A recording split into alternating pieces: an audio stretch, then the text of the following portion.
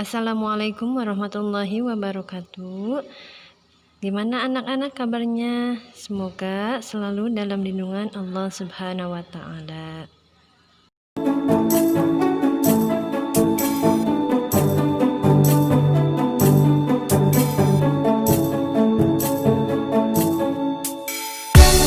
Hari ini kita sudah memulai pembelajaran secara daring.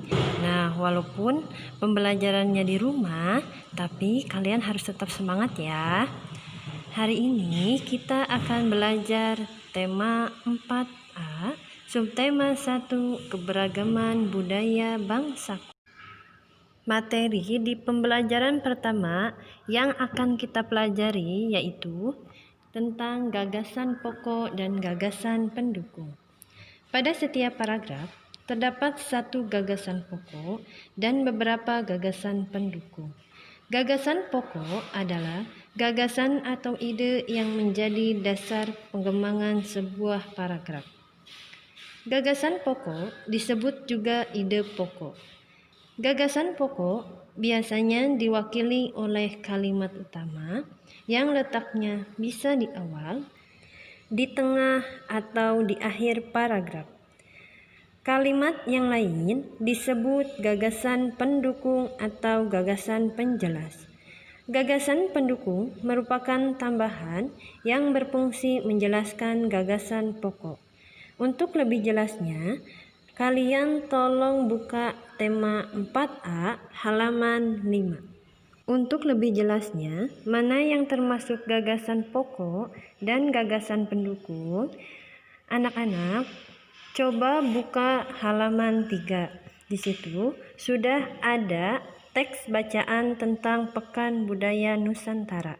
Nah, kita ambil salah satu contoh paragraf, yaitu paragraf pertama. Hari ini, Bella dan ayah akan mengunjungi Pekan Budaya Nusantara. Pagi ini, Bella bangun lebih pagi dari biasanya. Bella bersemangat akan melihat berbagai kebudayaan Nusantara. Nah, mana coba yang termasuk gagasan pokok dan gagasan pendukung? Coba kalian buka halaman 6.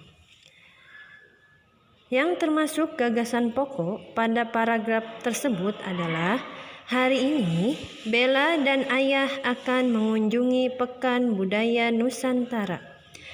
Dan yang termasuk gagasan pendukung adalah pagi ini Bella bangun lebih pagi dari biasanya. Bella bersemangat akan melihat berbagai kebudayaan Nusantara.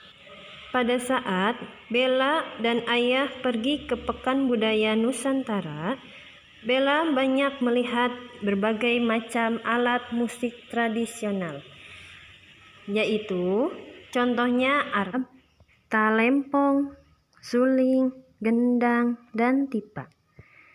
Ternyata alat musik arbab dimainkan dengan cara digesek.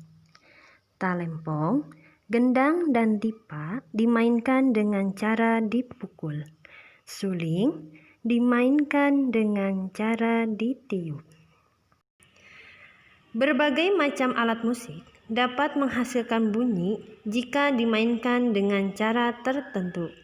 Contohnya seperti digesek, ditiup, dipukul, atau digoyang-goyangkan.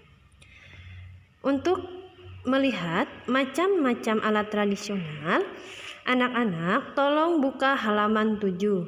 Di situ sudah terdapat berbagai macam gambar alat musik tradisional. Pada materi selanjutnya, kita akan mempelajari tentang bunyi. Pada materi sebelumnya, kita sudah mengenal berbagai macam alat musik tradisional.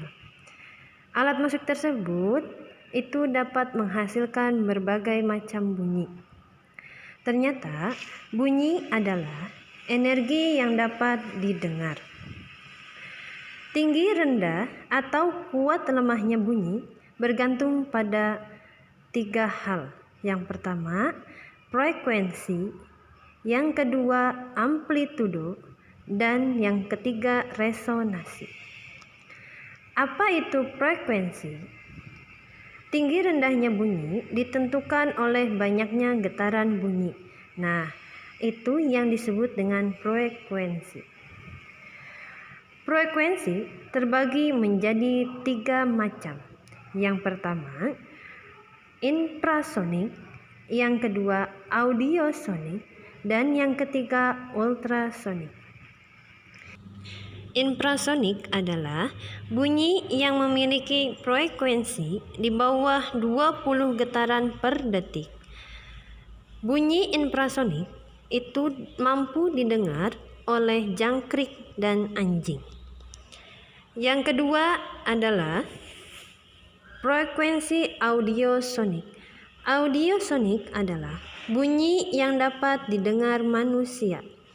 Bunyi ini memiliki frekuensi antara 20 sampai 20.000 getaran per detik. Yang ketiga yaitu ultrasonik. Ultrasonik adalah bunyi yang memiliki frekuensi di atas 20.000 getaran per detik. Ultrasonik dapat didengar oleh hewan seperti kelelawar dan lumba-lumba.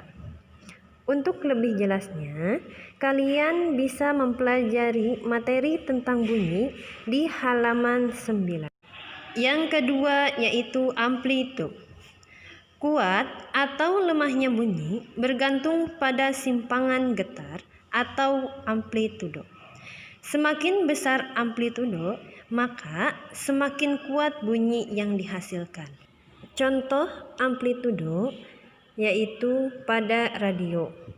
Coba ibu tanya, apa yang akan kamu lakukan untuk menghasilkan suara yang kuat atau lemah pada radio? Nah, biasanya untuk menghasilkan suara yang keras atau lemah, kalian akan menambah atau mengurangi volume suara pada alat elektronik tersebut. Nah, tombol volume pada radio tersebut berguna untuk mengatur besar kecilnya amplitudo. Yang ketiga yaitu resonansi. Apa sih resonansi?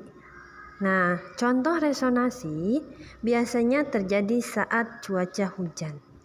Pada saat hujan, pernahkah kalian melihat kaca jendela yang bergetar saat terdengar suara petir? Nah, saat petir menyambar, petir menggetarkan udara di sekitarnya. Udara terus bergetar dengan cepat, menyebabkan energi yang dapat menggetarkan kaca jendela. Gejala tersebut disebut dengan resonansi. Untuk lebih jelasnya, kalian dapat mempelajari tentang materi amplitudo dan resonansi di halaman 10. Itulah pembelajaran kita hari ini. Mudah-mudahan apa yang ibu sampaikan dapat kalian pahami ya. Jangan lupa belajar dan tetap semangat. Wassalamualaikum warahmatullahi wabarakatuh.